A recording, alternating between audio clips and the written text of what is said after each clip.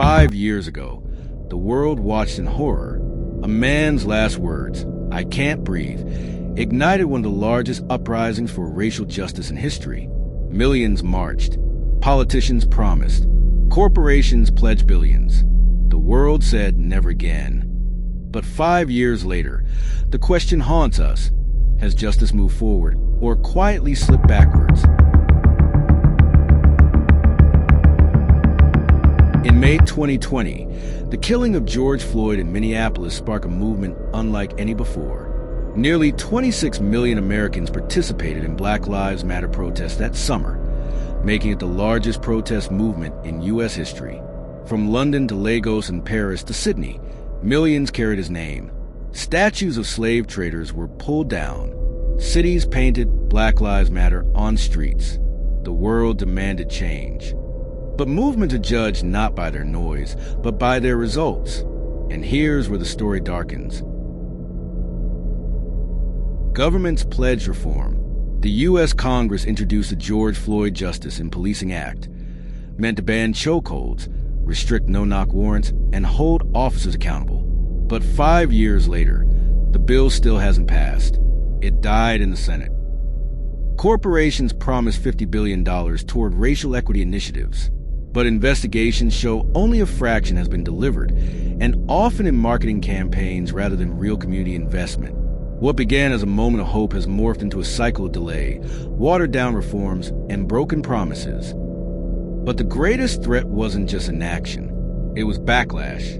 In the years since Floyd's death, the very call for racial justice has been reframed as wokeness, a word weaponized to silence discussions about inequality. In schools, over 40 states have introduced laws restricting how teachers discuss race and history. In courts, the Supreme Court struck down affirmative action in college admissions. And in politics, candidates run on promises to restore law and order, a coded attack on the very movement that demanded police accountability.